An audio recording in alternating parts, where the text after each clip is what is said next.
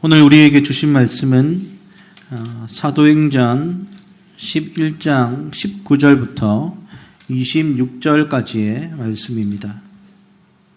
사도행전 11장 19절부터 26절까지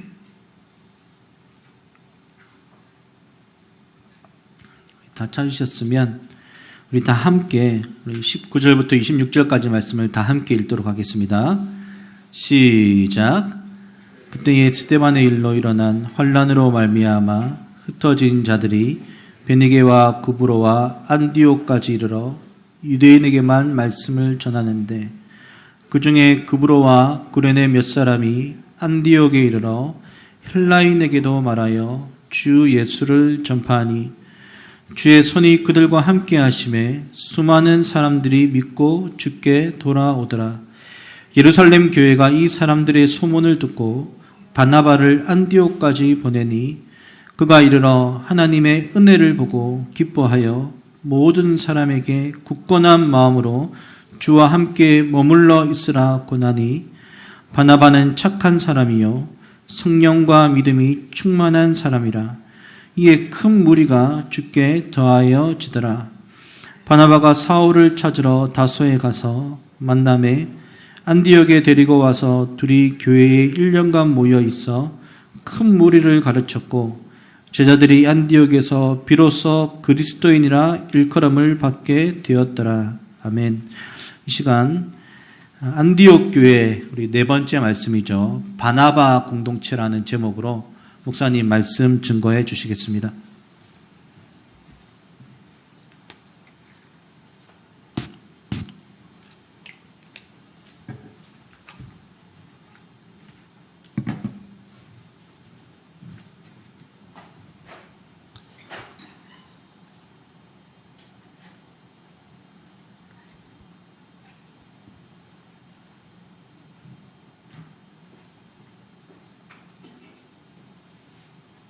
오늘도 우리 예배 함께 참여한 우리 지체들을 환영하고 또 영상으로 예배드리고 있는 또 한습의 교우들을 축복합니다. 하나님께서 오늘도 우리에게 또 말씀으로 이 시대를 살아갈 수 있는 힘을 주실 것을 기대하면서 제가 기도하고 말씀 전하겠습니다.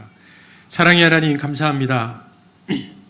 한 해가 시작되어지고 우리가 안디옥 말씀으로 또 한습 공동체가 주를 따라갑니다.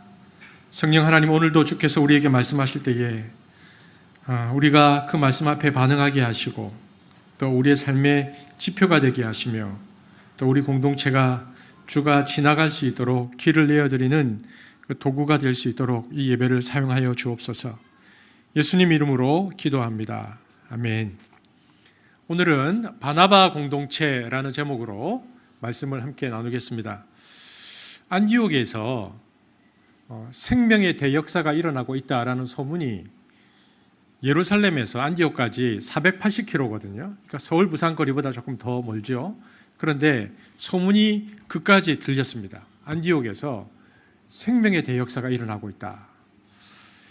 이 소식을 들은 그 예루살렘 교회가 즉각 바나바를 이 안디옥으로 파송합니다. 그래서 안디옥 교회를 지도하게 하죠. 그것이 오늘 저와 여러분이 읽었던 22절인데요. 함께 읽어보겠습니다. 시작. 예루살렘 교회가 현지에 바나바가 480km로 와서 도착했거든요. 현지에 도착한 바나바는 하나님께서 안디옥에서 베푸신 그 은혜를 기쁨으로 확인한 뒤에 그곳에 있는 그 교인들에게 뭐라고 말했냐면 굳건한 마음으로 주께 붙어 있으라 이렇게 권했다라고 되어 있습니다. 23절입니다. 함께 보겠습니다. 시작.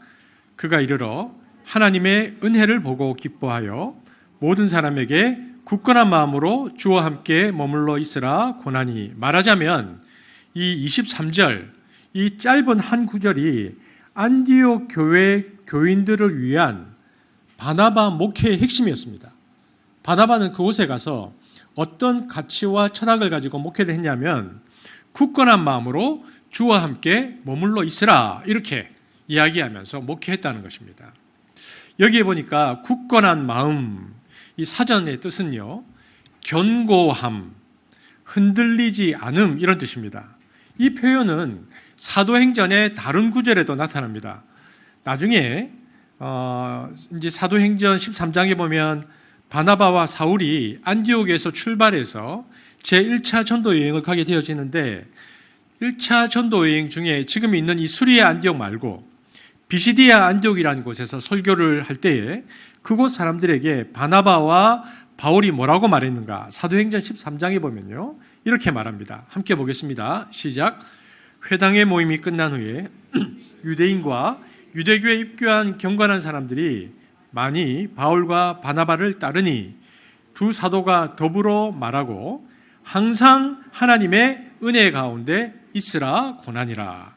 여러분, 이 마지막 부분, 그러니까 13장의 이 마지막 부분의 표현이 항상 하나님의 은혜 가운데 있으라, 이것이 안디옥에 있었던 사람들에게 했었던 말과 똑같습니다. 그러니까 이것을 통해서 무엇을 알 수 있는가? 바울과 바나바는 어느 곳을 가든지 이 메시지를 전했다는 것입니다. 그래서 11장 23절에 보면 이렇게 얘기했죠. 안디옥 교회 성도들을 향해서 굳건한 마음으로 주와 함께 머물러 있으라. 그리고 1차 전도 여행 가서 비시디아 안디옥에 있는 사람들을 향해서는 항상 하나님의 은혜 가운데 있으라 이렇게 말했다는 것입니다. 여러분, 이 두 구절에서요, 뒷부분에 나오는 이 어구에 한번 보십시오. 함께 머물러 있으라. 그리고 이 43절에 있으라는 것은 그리스어로 보면요, 같은 단어입니다. 프로스메노라는 단어인데 단어가 똑같습니다. 그러니까 뭐냐면 어디에 거하다, 어떤 곳에 유하다 이런 뜻이거든요. 그러니까 직역하면 이런 뜻입니다. 바울과 바나바가 가는 곳마다 사람들에게 뭐라고 말했냐면 그 옆에 딱 붙어 있어야 돼. 그 근처를 떠나면 안 돼. 그 근처를 맴돌고 있어야 돼 라고 말했다는 것입니다. 그리고 여기 보니까 또 두 구절을 비교해 보면요, 굳건한 마음이라는 표현과요 43절에 보니까 항상이라는 표현이 나란히 올 수 있는 걸 보죠. 굳건한 마음으로 주와 함께 머물러 있으라. 항상 하나님의 은혜 가운데 있으라. 잘 생각해 보면 이것은 같은 뜻이라는 것을 알 수 있습니다. 왜냐하면 우리가 굳건한 마음으로 무언가를 하고 있는 모습을 시간적으로 표현하면 항상입니다. 그러니까 어떤 사람이 굳건한 마음으로 고시 공부를 하고 있다고 생각해 보면 그것을 시간적으로 얘기하면 그 사람은 항상 고시 공부를 하고 있는 것입니다. 그러니까 같은 이야기를 하고 있는 거죠. 그리고 견고하게 흔들리지 않으면서 항상 붙어 있어야 할 대상이 나오는데 그 대상이 누구입니까?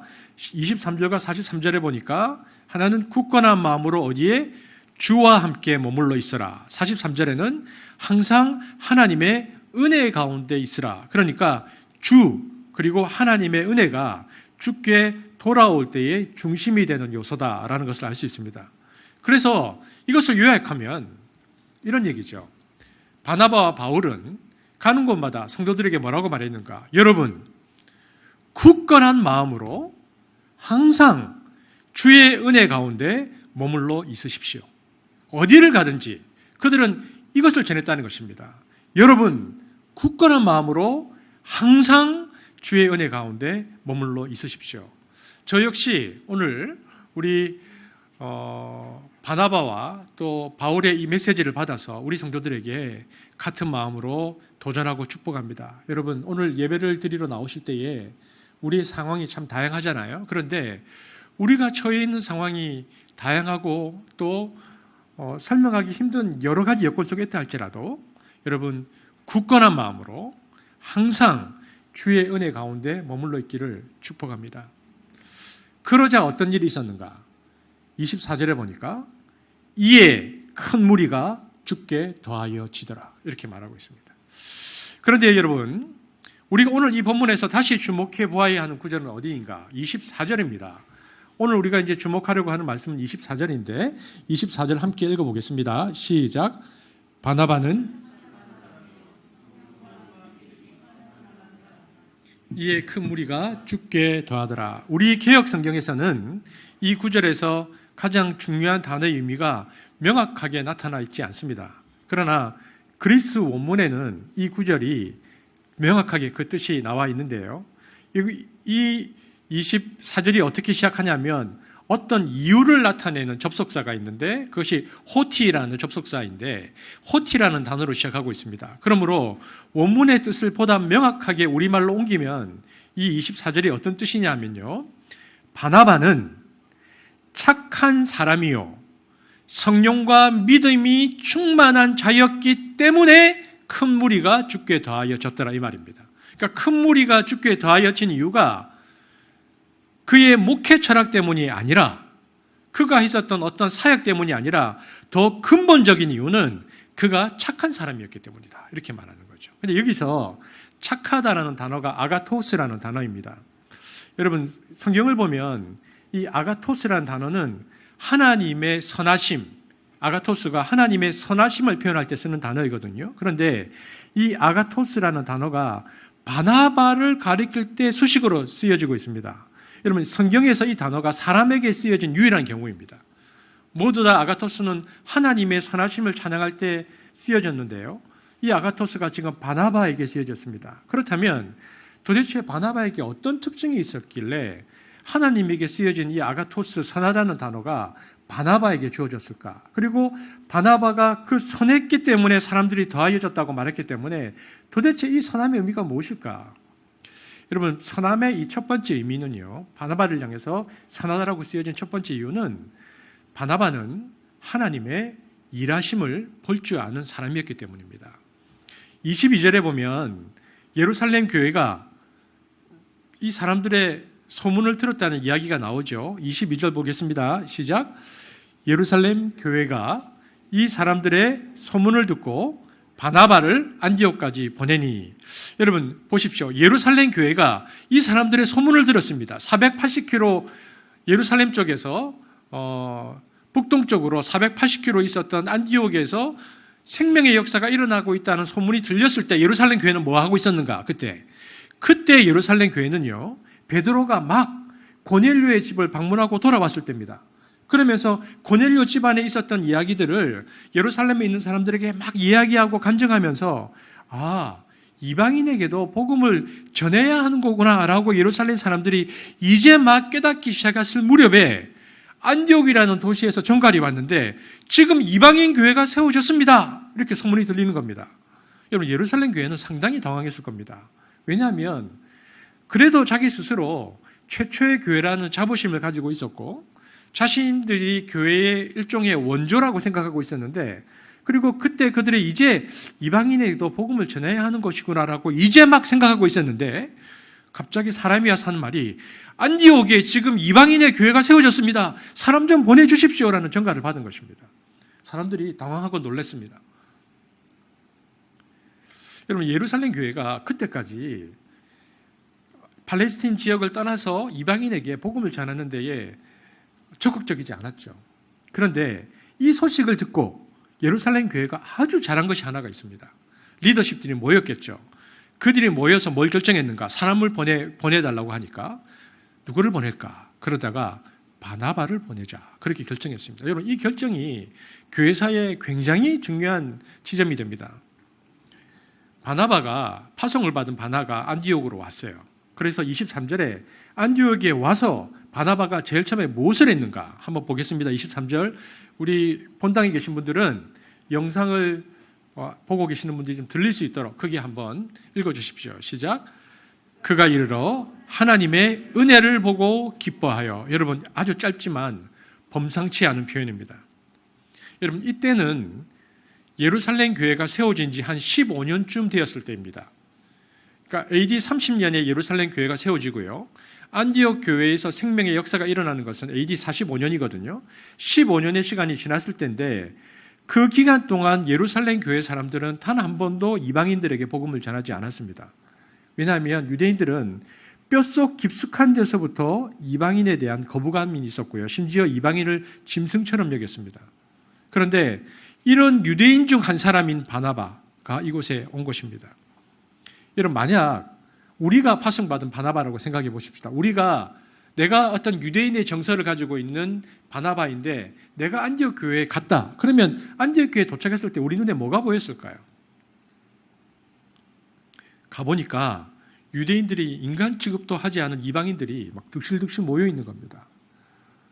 그런데 그 사람들이 하는 말이 하나님을 주라고 고백한다는 거예요. 일단 마음부터 좀 꺼림칙합니다. 쟤네들이? 이전 우리나라에도 지역 감정이라는 것이 있어가지고 서로 이야기를 나누다가 서로의 지역을 알게 되면 안색이 바뀌는 경우들이 있었죠. 7, 80년대 그랬습니다. 이스라엘 사람들은 우리가 가지고 있는 이런 지역 감정보다 훨씬 더 심했죠. 그러니까 이방인들이 모여 있는 곳에 간다는 것 자체가 당시 정서로는 끔찍한 일이었습니다. 또 가보니까 예수를 믿은 지 얼마 안 되는 사람들이니까 이 사람들이 하나님을 주라고 고백하지만 믿음이 균형 있게 성장해 있지 않은 것은 너무 당연한 일입니다. 그러니까 그들이 하는 신앙의 이야기를 가만히 듣고 있으니까 하나님을 주라고 고백하기는 하는데 딱 어떤 생각이 드냐면 이거 멀었네. 그렇지 뭐 너네들이 하는 게 아직도 믿음의 초보 여기에 머물러 있구나. 그렇지 이런 생각이 들 수도 있습니다. 그뿐 아니라 당시 이방인들은 제가 제일 처음에 안디옥 교회 설교를 할 때도 말씀드렸지만 안디옥 교회의 어떤 도덕적 수준이 많이 타락해 있었거든요. 그러니까 거기에 살던 사람들도 도덕적으로 뛰어난 사람들이 아니었을 것입니다. 근데 예루살렘 교회에서 도덕적으로 충실하게 무장되어 있던 바나바의 눈에 들어온 그들은 어떻게 보였을까요? 그렇지. 역시 이방인들은 어쩔 수 없어. 저러니까 하나님께서 사랑하지 않으시지라는 생각이 들지 않겠습니까? 하지만 성경에 보면 바나바가 안디옥 교회에 갔을 때 바나바는 그렇게 보지 않았다고 말합니다. 바나바는 부정적으로 보지 않았습니다. 23절에 그가 무엇을 보았다고 되어 있습니까? 하나님의 은혜를 보았다. 그곳에서. 여러분 그렇다면 여기서 말하는 하나님의 은혜가 무엇일까요? 그것은 하나님께서 지금 현재 일하고 계시는 부분을 보았단 말입니다. 하나님께서 지금 뭔가 일하고 계시는구나. 여러분 이런 우리가 가정을 한번 해보는데 만약에 바나바가 아니고 다른 리더들이 왔다면 예루살렘 교회에 다른 리더들이 왔다면 그들은 무엇을 보았을까요? 여러분 그들은 바나바처럼 보지 못했을 것입니다. 왜 보지 못했을까요? 그들은 아직도 그들의 선입견, 제가 한번 이 부분에 대해서 설교할 것입니다. 선입견과 그리고 그들의 경험과 그리고 나름 그들의 계획에 함몰되어 있었기 때문에 그들은 보지 못했을 것입니다. 15년 동안이나 복음이 팔레스타인 지역에 머물러 있었던 이유는 그들의 경험과 그들의 나름대로의 선입관 때문이었거든요. 누가가 오늘 본문에 뭐라고 기록하고 있습니까? 누가가 안디옥사를 기록하면서 바나바가 하나님의 은혜를 보았다라고 누가가 기록했을 때는 누가가 이런 마음을 가진 것이었습니다. 다른 사람이었다면 선입견과 경험과 자신의 계획에 사로잡혀서 보지 못했을 것인데 바나바는 그것을 보았다. 그것이 너무나 감동이 되어서 그것이 너무 감동이 돼서 누가가 지금 바나바가 은혜를 보았다라고 기록한 것입니다. 여러분 이처럼 예루살렘의 교회에 있었던 사람들처럼 자기 일 혹은 자기 계획 혹은 자기 생각 혹은 자기 방법에 매여 있는 사람들은요 하나님의 일하심을 잘 못 봅니다. 그리고 이런 사람들 속에 나타나 있는 특징들은 그 내면의 특징들은 뭐냐면 조바심과 염려와 걱정이 많습니다. 왜냐하면 모든 것이 자기가 생각했던 방식대로 풀어져야 하기 때문에 굉장히 불안하고 힘든 것이죠. 반면에 하나님께서 일하시는 것을 보는 사람들은 자기 방식대로 일이 진행되지 않다 할지라도 기대와 소망을 갖습니다. 그리고 그것이 아무리 작은 일이라 할지라도 기뻐합니다. 왜냐하면 자기 방식이 중요한 것이 아니고 그 일에 크고 작음이 중요한 것이 아니고 그곳에서 하나님의 일하심을 보기 때문입니다. 바나바는 가서 보니까 안디옥 교인들이 비록 연약하고 이제 막 시작된 교회였으니까 그들을 지도할 리더도 없었기 때문에 연약하고 부족한 모습이 있었다 할지라도 그들이 복음을 받아들였고 그들이 조금씩이라도 변화되어가는 모습을 보면서 이것은 하나님의 은혜다. 이것은 하나님의 일하시는 손길이라는 것을 곧바로 알아차렸습니다. 그래서 그가 그것을 보면서 지금 이곳에서 곧 무슨 일이 벌어지겠구나. 하나님께서 어떤 일을 하시겠구나. 바나바가 그것을 보고 느낀 것입니다. 이것은 철저하게 자기 중심적인 시각을 버리고 하나님의 마음으로 하나님의 시각으로 바라보았다라는 뜻입니다. 여러분, 이처럼 하나님의 일하심을 보는 사람들은 차이점보다는 공통점에 주목하고요, 문제점보다는 가능성을 보고 위험 요소보다는 하나님의 일하실 가능성을 바라봅니다. 여러분, 분명 이들은 난민 공동체였습니다. 난민 공동체는 분명 초라했을 것입니다. 가난했을 것입니다. 가보면 여러 가지 형편이 어려웠겠죠. 그래도 바나바는 딱 하나만을 보고 기뻐했습니다. 무엇입니까? 하나님의 은혜였습니다. 그는 하나님의 은혜가 이 공동체에 머물고 있는 것이 너무 기뻐서 흥분했다. 성경이 그렇게 말합니다. 여러분, 바나바는 하나님의 일하심을 볼 줄 아는 리더였습니다.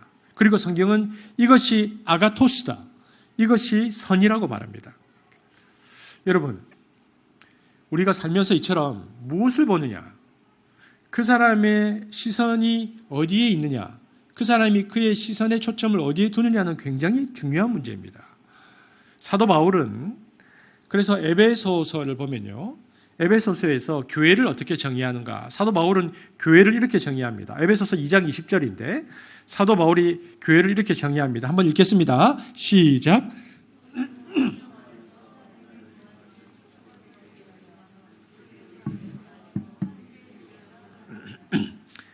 바울이 교회를 정의하는데, 사도 바울이 에베소서 2장 20절에서 바울은 교회를 뭐라고 정의하고 있습니까?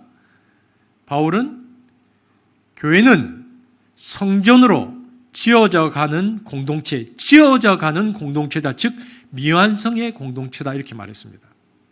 그러므로 사도 바울이 교회를 바라보는 시각은 완전하지 않기 때문에, 지어져 가고 있기 때문에, 그래서 그 안에서 서로 용납하고 이해하면서, 그러나 그 가운데서 중요한 것은 2장 20절 다시 한번 띄워주십시오.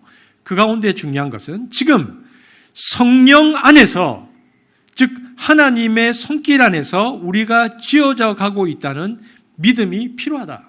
사도 바울이 그렇게 말하고 있는 것입니다. 즉 사도 바울이 교회를 바라보는 시선은 교회는 완전하지 않다, 교회는 늘 미완성의 공동체다. 그러나 성령 안에서, 하나님의 손길 안에서 지음받고 있기 때문에 우리는 용납하고 이해하면서 하나님께서 원하시는 장성한 분량까지 나아가야 한다. 이것이 사도 바울이 가졌던 에베소 교회를 향한 교회론이었습니다. 저는 생각해 보면 지난 11년 동안 한수분 이것을 부단히도 연습했다고 생각합니다. 여러분, 돈이 최고라고 생각하는 사람은 돈만 보입니다. 그래서 말 가운데 뭘 얘기하면 근데 그게 돈이 돼? 이렇게 묻습니다. 큰 교회가 좋다는 가치관을 가진 사람은 숫자만 보입니다. 몇 명이 모여요? 예배당이 있어야 한다는 사람은요, 건물만 보입니다. 여러분, 그러나 한숨은 어떤 고백을 합니까? 우리에게는 중요한 것이 건물도 돈도 숫자도 아닙니다. 그렇다면 무엇입니까? 우리가 지난 11년 동안 훈련받고 연습받으면서 우리에게 가장 중요했던 것은 무엇입니까? 그것은 하나님께서 하셨던 일, 그리고 하나님께서 지금 하시고 계신 일, 그리고 하나님께서 그래서 앞으로 하실 일에 대해서 우리의 시선을 고정하고 보기 위해서 훈련하고 최선을 다해왔다는 것입니다. 왜입니까? 왜 이것이 가장 중요한 초점입니까? 하나님께서 하시고 있는 일을 성경은 뭐라고 표현했습니까? 오늘 성경 본문에 그것이 하나님의 은혜다. 그러니까 교회의 참 교회됨은 은혜가 있는가 없는가가 가장 중요한 것입니다. 돈도 숫자도 건물도 아니라는 것입니다. 중요한 것은 하나님의 은혜, 그의 손길이 있는가. 지금 제가 2022년에 들어서 안디옥 교회 설교를 하고 있는데, 이 안디옥 교회 설교가 중요한 이유가 뭐냐면, 이 안디옥 교회의 10번의 설교는 지금까지 하나님께서 한습에 하셨던 일하심, 그리고 그 은혜를 돌아보는 시간이기 때문에 우리가 뭘 확인받는가, 그렇구나, 우리는 한 주 한 주 사는 줄 알았지만 하나님의 은혜가, 그분의 손길이 우리와 함께 있었구나 라는 것을 확인받는 시간입니다. 이처럼 관점은 리더의 가장 중요한 덕목입니다. 그래서 무엇보다 건강한 안목을 지닌 지도자의 중요성이 절실합니다. 바나바는 은혜를 볼 줄 알았고, 이것이 하나님 앞에서 아가토스, 선이라고 인정받는 비결이었고, 그로 인해서 안디옥 교회 역시 은혜를 볼 줄 아는 교회로 세워졌습니다. 여러분, 2022년도 이제 한 보름 정도 지났습니다. 하나님은 여러분의 인생 가운데 무엇을 행하셨습니까? 하나님께서 여러분 인생 가운데 하셨던 은혜를 한번 돌아보십시오. 그리고 하나님께서는 2022년도 오늘 1월 15일입니까? 오늘 2022년도 예배를 드리면서 현재 무엇을 하고 계십니까? 그리고 하나님은 여러분의 인생을 통해서 무엇을 하기를 원하실까요? 저는 우리 한숲 지체들 한 사람 한 사람이 이 하나님의 손길, 하나님의 은혜를 볼 줄 아는 축복이 있기를 원합니다. 은혜란 무엇인가? 은혜란 하나님이 하신 일을 볼 수 있는 관점과 능력입니다. 하나님께서 우리를 통해서 하시고 있는 일들을 믿음으로 고백할 수 있게 되어지기를 축복합니다. 여러분, 바나바는 은혜를 볼 줄 아는 사람이었기 때문에 아가토스라는 말이 붙었습니다. 또 그에게 어떤 특징이 있었을까요? 둘째, 바나바는 기다리며 격려하는 사람이었습니다. 바나바는 기다릴 줄 알았고요. 기다리면서 뭘 했는가? 격려했습니다. 여러분, 사도행전 4장 36절, 37절로 보면 바나바에 대한 언급이 제일 먼저 나옵니다. 예루살렘 교회에서 바나바가 어떤 사람이었는가? 한번 같이 읽겠습니다. 시작.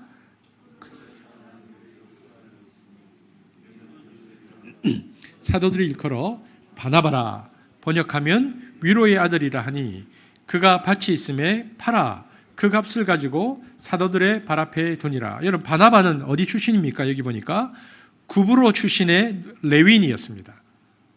성경에 보니까, 여기 보니까 이 구브로는 우리가 지금 사도행전 보면 지도 때 몇 번 보죠. 길리기와 그리고 시리아 사이에 위치한 섬인데 사이프러스라고 부르죠. 근데 여러분, 레위인은 성경에 보면 원래 재산을 못 가집니다.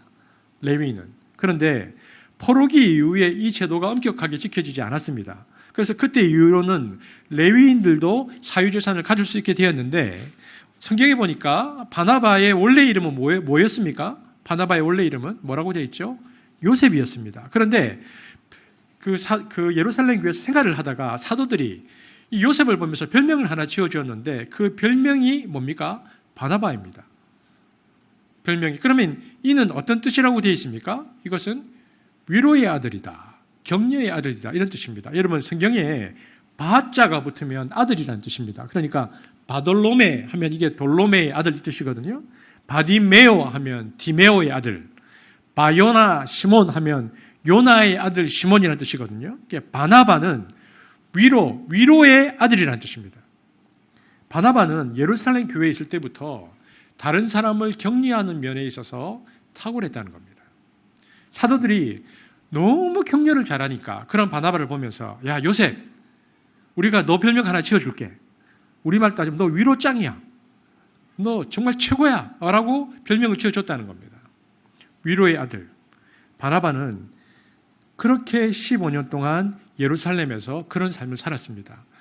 그런 바나바가 안디옥의 첫 번째 목회자로 온 것입니다. 그래서 그가 안디옥에 와서 안디옥 성도들에게 가장 먼저 한 말이 무엇입니까? 23절에 보니까 그가 뭐라고 말했다고요?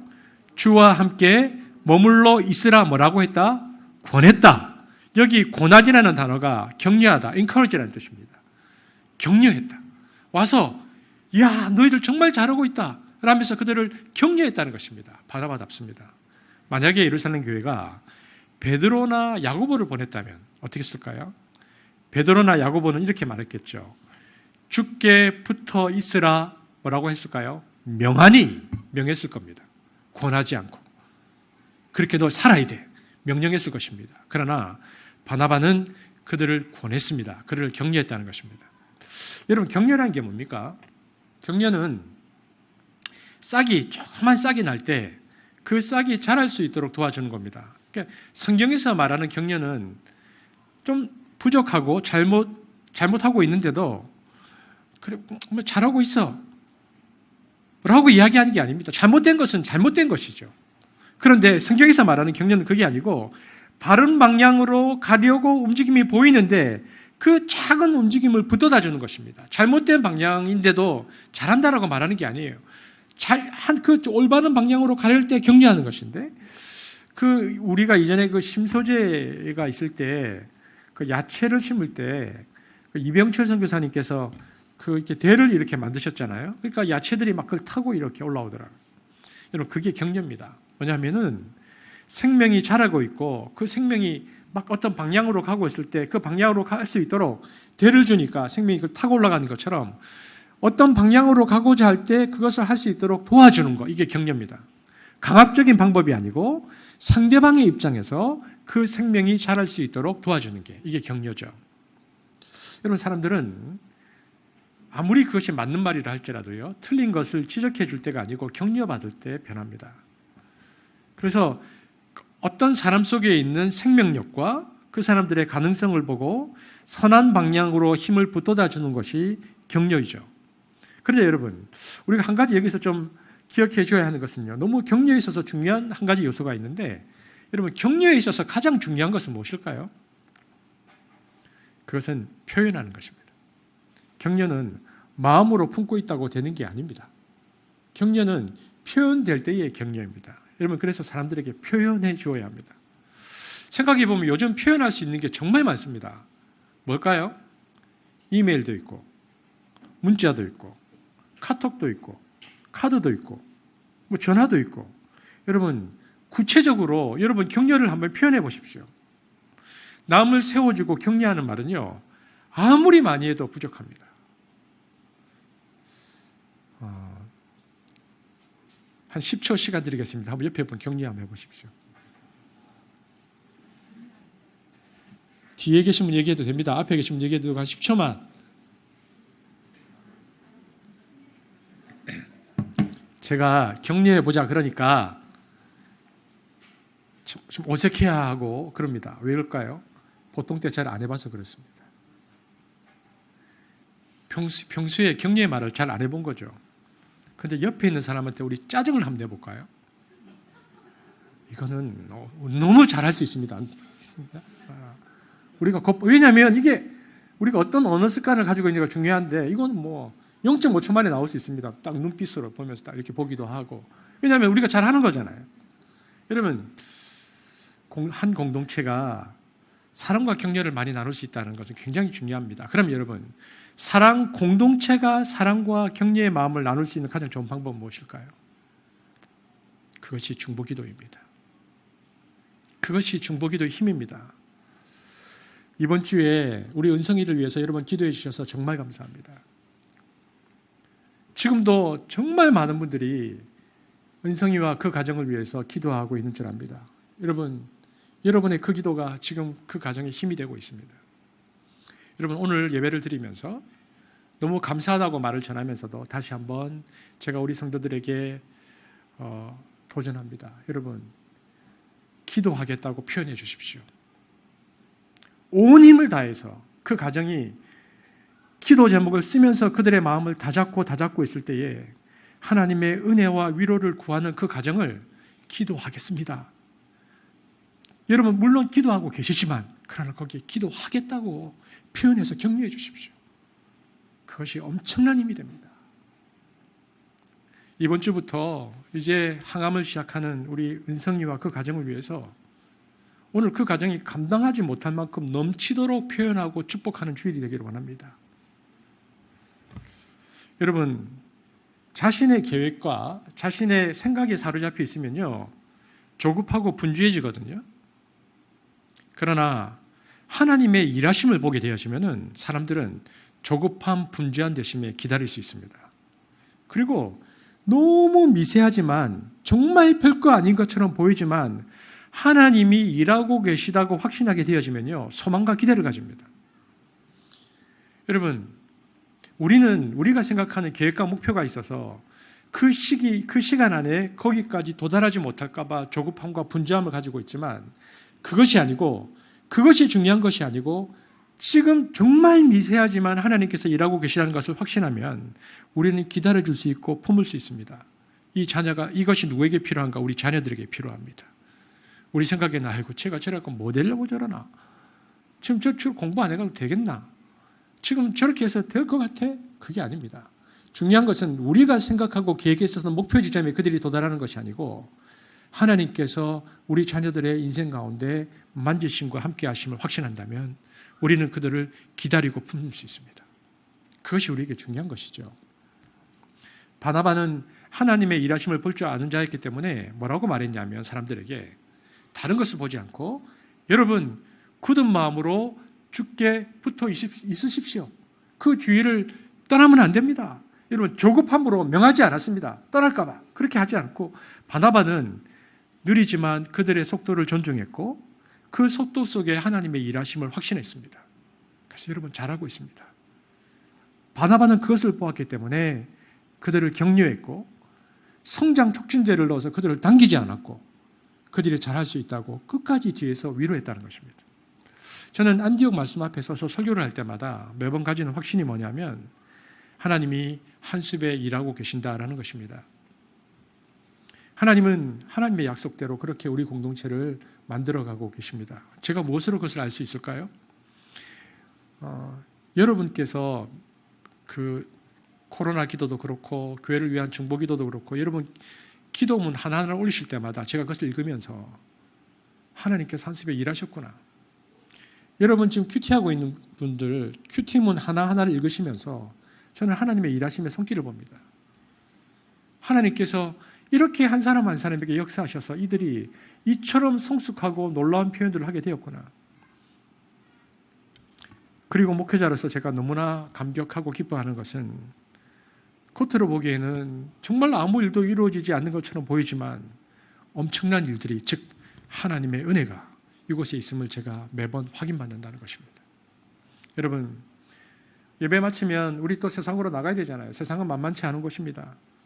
그래서 신앙의 가치를 지니고 살기에는 어려운 일들이 너무 많아서 우리가 버티기가 힘이 듭니다. 흔들리기 일쑤고 영향을 받아서 때로는 끌려갑니다. 그런데 바나바가 뭐라고 말했습니까? 주께 붙어 있어. 밀리지 말고 쓸려가지 말고 주님 의지하고 주님 붙들고 굳게 버텨야 돼. 그러면 세상을 이길 수 있어 라고 위로하고 격려했다는 것입니다. 아무것도 가지지 못한 난민들이었기 때문에 아마 그들은 교회가 세워졌지만 당장 먹고 사는 문제가 쉽지 않았을 것이고 무엇보다 안디옥이라는 화려하고 도덕적으로 타락한 곳에서 유혹당하고 끌려가기 쉬웠지만 그러나 그 가운데서도 그들이 주님을 붙들고 굳게 자기 위치를 지키니까 점점 그리고 그런 사람들이 한 사람 두 사람 많아지니까 어떤 일이 있었습니까? 이 흔들리는 세상과 위기 속에서도 수많은 모여있는 그곳에 모여있는 그리스도인들이 모여있는 그 교회를 통해서 위로를 받는 것입니다. 여기 와보니까 나하고 똑같이 흔들리고 넘어질 것 같은 사람 투성이네. 그런데 그들이 아직도 떠나가지 않고 딱 붙어있지도 못하지만 여기에 맴돌면서 붙어있네. 그러면서 바나바가 계속 그들을 격려하니까 그것을 바라보면서 믿음이 연약한 자들이 들어와서 어떤 생각을 하는가? 나도 여기 붙어 있어야 되겠다. 처음에는 바나바가 안디옥 성도들을 위로하고 격려했지만 부족한 이들이 서로 힘을 내어서 붙어 있으라고 한두 사람씩 노력하니까 이제는 그 모습들을 바라보면서 서로 위로를 받는 것입니다. 그리고 그 모습을 지켜보던 교회 밖의 사람들이 뭐야? 쟤네들은 뭐야? 그 공동체에 관심을 가지게 되어지고 한두 사람씩 그 공동체를 찾기 시작했습니다. 그래서 오늘 본문의 끝이 어떻게 되어 있습니까?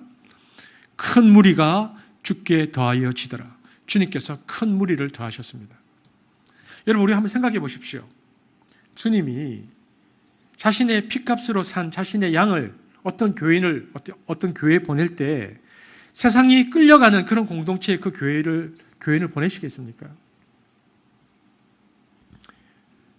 주님이 한 교인을 자기가 피값으로 산 교인이 회심하고 내가 예수를 믿어야 되겠다라고 생각했을 때 어떤 교회에 보내신다고 생각합니까? 그것은 약한 듯 보이지만 죽게 붙어 있으려는 그 공동체에 보내시려고 하지 않겠습니까?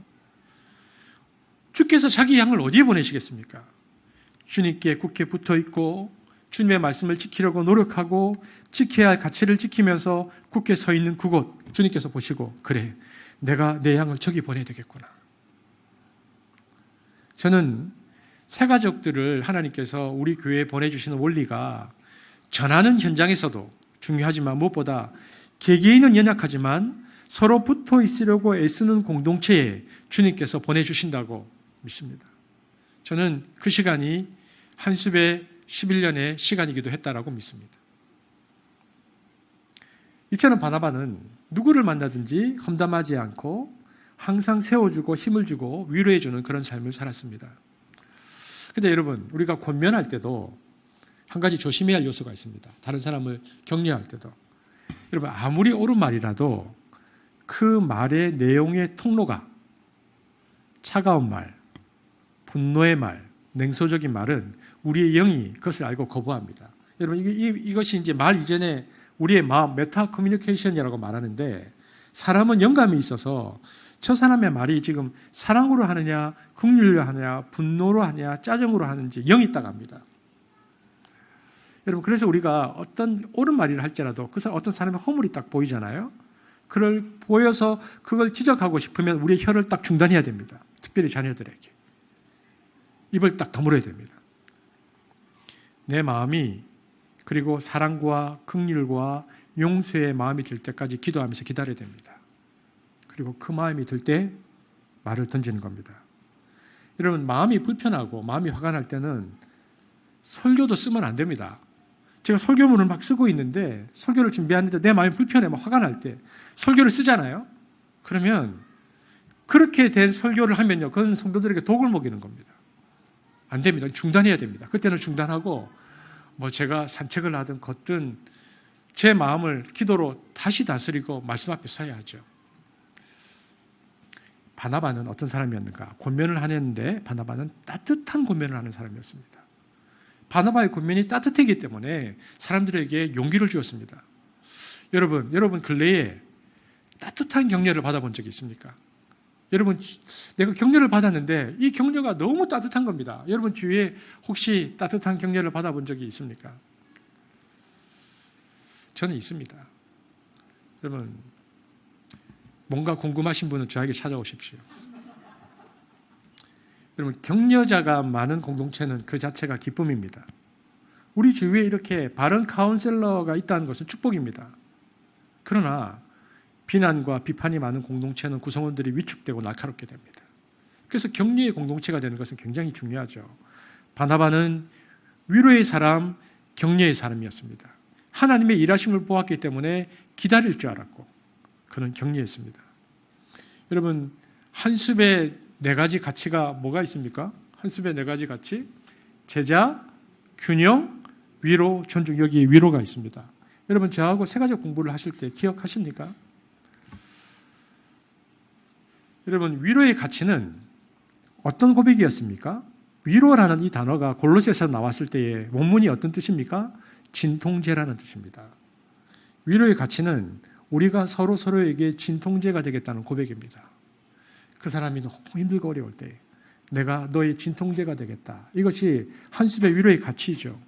서로를 격려하고 지나온 시간들이 지나서 한습은 약할 때 강한 공동체가 되도록 하나님께서 하셨습니다. 제가 이번 주에 우리 은성이 소식을 들으면서 승윤이 생각이 많이 나더라고요. 제일 처음 시간이 꽤 되었지만 승윤이가 사고를 당하고 우리 공동체가 함께 기도하던 생각이 났습니다. 제가 규민이 생각도 나더라고요. 규민이가 아플 때 우리 공동체가 함께 규민이를 위해서, 그 가정을 위해서 기도하던 그 시간들이 생각이 나더라고요. 가까이는 작년에 우리 고은이가 교통사고를 당해서 고은이 소식을 듣고 우리 공동체가 함께 기도하던, 그러면서 제가 어떤 생각이 드냐면, 지금 은성이 생각을 하면서 하나님은 매 순간 그렇게 우리 공동체가 따뜻한 위로와 격려를 표현할 때에 그 가정들이 그 시간을 통해서 힘을 얻고 계속 갈 수 있도록 믿음을 주셨고, 그 믿음이 떨어지지 않을 수 있도록 붙들어 주셨는데, 하나님께서 우리 공동체의 그 격려와 기도와 위로를 도구 삼으셔서 그때마다 그 시간들을 넘어가게 하셨다라는 생각이 들더라고요. 이처럼 서로를 격려하고 세워가는 것이 아가토스 선입니다. 우리가 우리 주위를 돌아보며 무엇보다 지금도 하루하루가 하나님 앞에서 너무나 절실하고 하나님의 은혜가 필요한 가정을 위해서 믿음이 떨어지지 않도록 위로와 격려의 공동체가 되기를 주의 이름으로 축복합니다. 자, 그리고 마지막 3번째로는 바나바가 어떤 사람이었기 때문에 아가토스라는 말을 들었는가? 바나바는 사람을 세우는 사람이었습니다. 우리 한번 사도행전 11장 25절 26절 한번 읽어보겠습니다. 시작.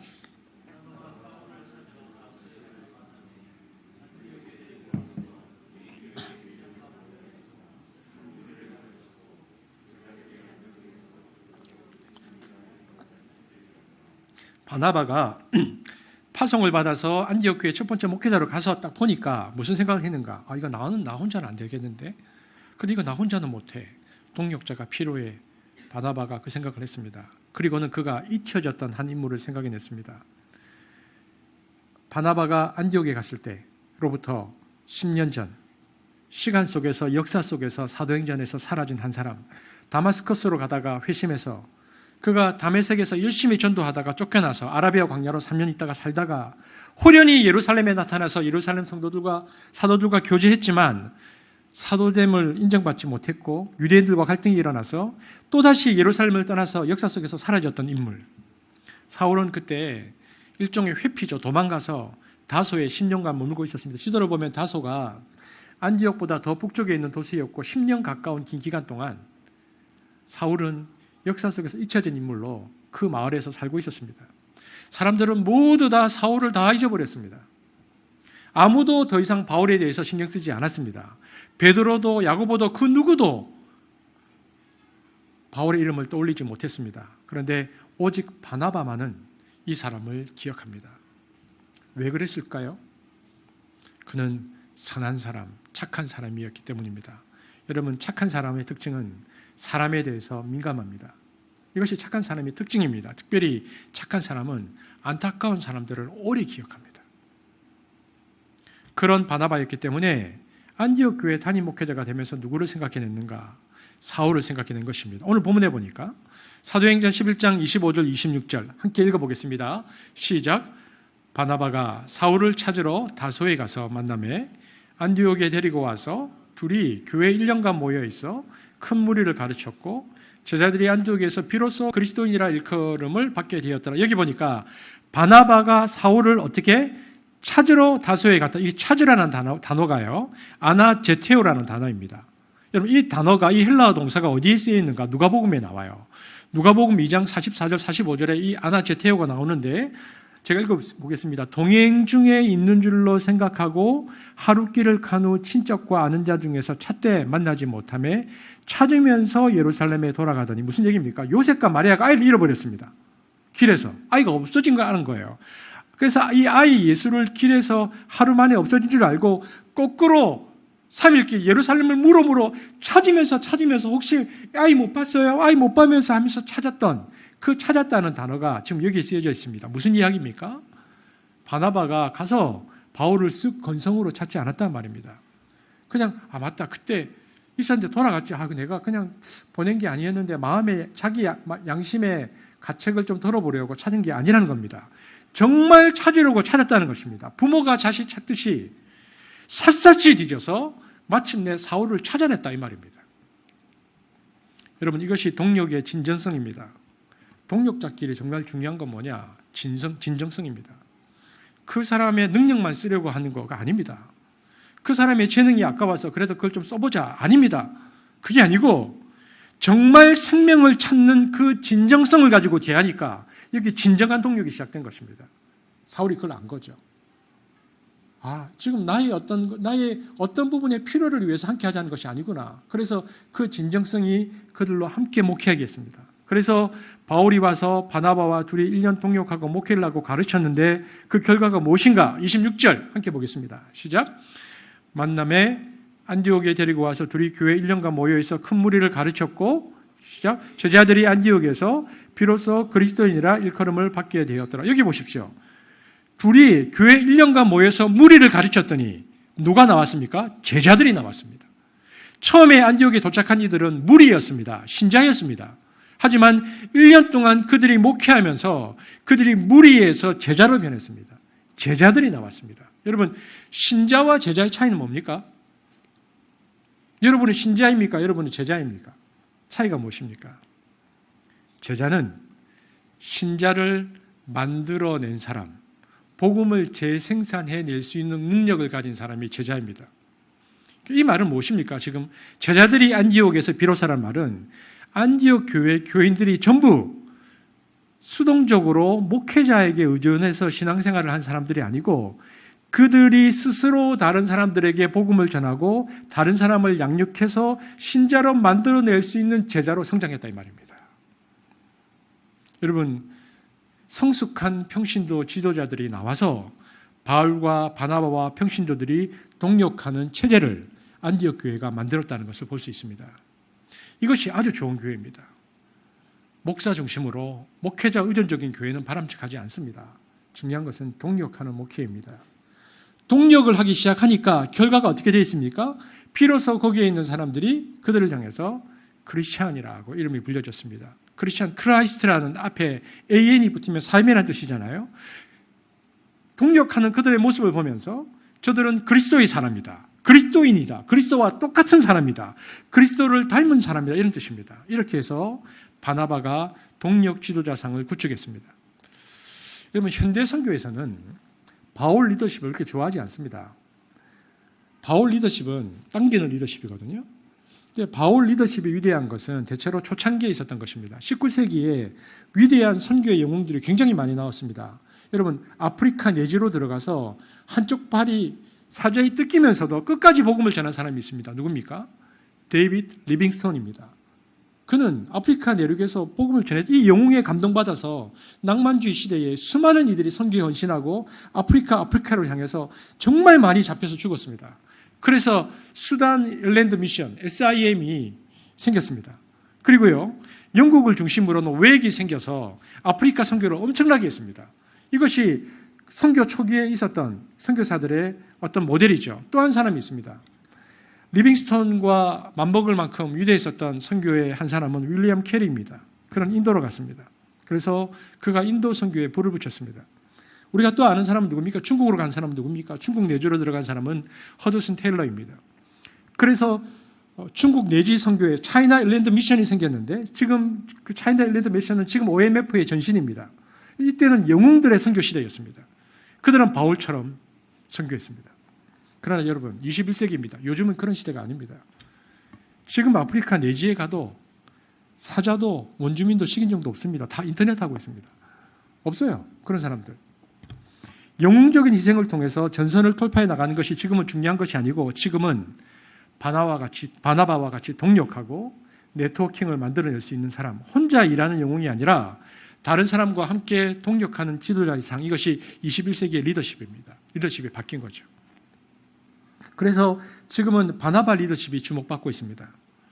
저는 한습에서 목회하면서 좋은 교육자들과 동력하고, 교회의 좋은 리더들과 동력하고, 좋은 하나님의 사람들과 함께하면서, 또 그것이 확장되어서 좋은 하나님의 교회들과 네트워크를 통해서 하나님의 나라를 확장해 가고 있는 이 시간들을 너무 감사히 생각하고 있습니다. 이것이 11년 동안 구축된 한습의 모습입니다. 여러분, 제가 한번 질문해 볼까요? 여러분, 믿음 좋은 목사님하고 착한 목사님하고 둘 중에 누가 좋을까요? 자, 둘 중에 한 분을 선택해야 된다면 어떻게 해야 할까요? 여러분, 한번 대답해 보시죠. 제가 좀 믿음이 있어 보입니까? 여러분, 너무 믿음 좋은 사람 좋아하지 마십시오. 위험합니다. 너무 믿음 좋은 사람. 먼저는 우선순위가 뭐냐? 착한 사람입니다. 24절에 뭐라고 되어 있습니까? 바나바는 착한 사람이에요. 이게 우선입니다. 여러분, 왜냐? 인격이라는 것은 하루아침에 만들어지지 않습니다. 어렸을 때 부모님이나 친구들이나 학교에서 선후배 공동체를 통해서 인품의 그릇이 자라는 것이죠. 인격이라는 그릇은 하나님께서 아주 오랜 시간 동안 만들어내는 그릇입니다. 여러분, 이것이 선해야 합니다. 이것이 선해야 합니다. 그러니까 편파적이지 않고 이기적이지 않고 다른 사람의 필요에 민감하고 다른 사람과 더불어 살 수 있고, 그리고 그 사람들을 위로할 수 있는 그런 인품이 필요합니다. 여러분, 교회에서 리더를 세울 때도 마찬가지입니다.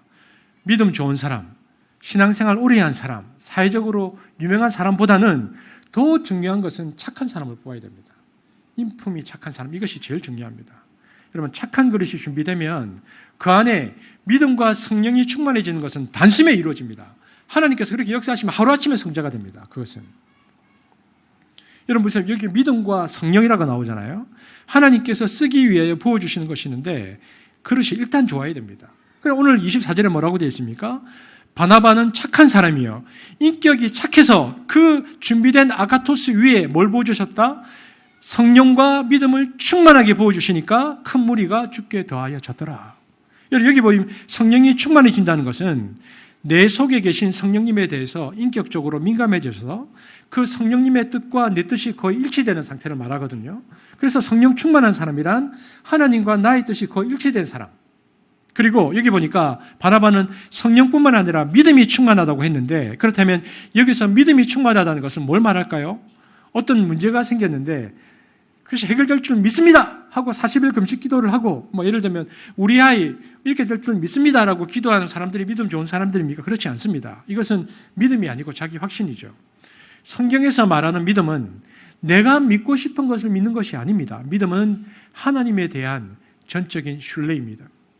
내 상황이 아무리 망가져도, 되는 일이 없어도 내가 흔들리지 않고 끝까지 하나님의 하나님 되심을 확신하고 인정하는 것, 그분을 믿고 지속적으로 꿋꿋이 한 발 걸어가는 것, 이것이 믿음입니다. 이처럼 성령이 충만하고 믿음이 충만한 모습이 바로 바나바의 특징인 착한 사람이었고요. 그 바나바의 인격 위에 성령과 믿음이 부어지면서 수많은 사람들이 그 안디옥 교회로 모여들었다는 것입니다. 그렇다면 바나바는 어떻게 이런 인격과 믿음을 가지게 되었을까요? 여러분, 성숙한 사람이 되는 데는 지름길이 없습니다. 그것은 바르게 기도하고 바르게 말씀을 읽는 것 외에는 다른 길이 없습니다. 오늘 설교를 들으면서 하나님, 저도 격려의 사람이 되고 싶은데 어떻게 하면 좋을까요? 저는 아직도 그렇게 하지 못하는데요. 그러면 하나밖에 없습니다. 부단히 그리고 끊임없이 말씀과 기도 앞에 서야 합니다. 말씀과 기도를 통해서 내 인생의 좌표를 설정해야 합니다. 여러분, 그래서 저는 하나님 나라 큐티로 한 해를 시작하는 것이 너무 감사합니다.